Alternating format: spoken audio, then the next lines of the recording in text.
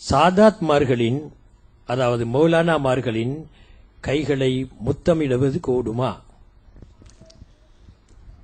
சாதாத்துமார்கள், ஷேகுமார்கள், நல்லடியார்கள் இவர்களுடைய கைகளை முத்தமிட்டு மரியாதை செய்வது நம்முடைய மார்க்கத்தில் ஒரு அம்சமாக இருக்கிறது.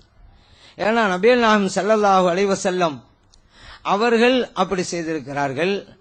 எப்படின்னு கேட்டா ஸல்லல்லாஹு அலைஹி வஸல்லம் ஃபாத்திமா ரலியல்லாஹு அன்ஹா அவங்க வீட்டுக்கு வந்துட்டா ஃபாத்திமா ரலியல்லாஹு அன்ஹா ஸல்லல்லாஹு அலைஹி வஸல்லம் அவருடைய கைகளை முத்தமிடுவார்கள்.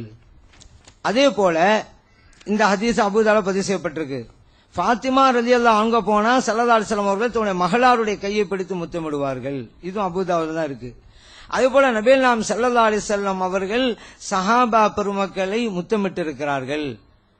எப்படி கட்டி அணைத்து முஆனகா செய்து அவர்கள் முத்தமிட்டு இருக்கிறார்கள். அதே போல சஹாபா பெருமக்கள் நபிகள் நாயகம் ஸல்லல்லாஹு அலைஹி வஸல்லம் அவர்களுடைய கைகளையும் கால்களையும் முத்தமிட்டார்கள். அபூதாவுல பதிவு செய்யப்பட்ட ஹதீஸ்.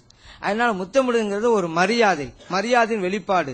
அதனாலதான் இன்னைக்கு ஹஜ்ருல் அஸ்வத் கல்ல ஹாஜிகள் முத்தமிடுகிறார்கள் என்றால் அந்த கல்லுக்கு கொடுக்கிற மரியாதை. ஸல்லல்லாஹு அலைஹி வஸல்லம் அவர்கள் அதனால்தான் அதை மார்க்கமாக ஆக்கினார்கள்.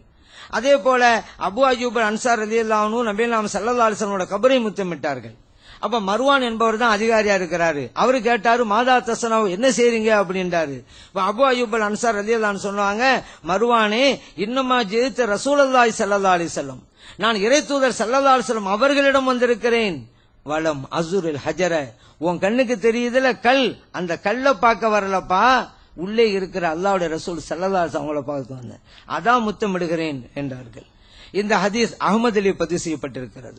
அது முத்தமிடுதல் என்பது அன்பின் வெளிப்பாடு, அதுபோல மரியாதையின் வெளிப்பாடு. இது ஸல்லல்லாஹு அலைஹி வஸல்லம் அவர்களும் செய்திருக்கிறார்கள். சஹாபா பெருமக்களும் ஸல்லல்லாஹு அலைஹி வஸல்லம் கையெடுத்து முத்தமிட்டு இருக்கிறார்கள்.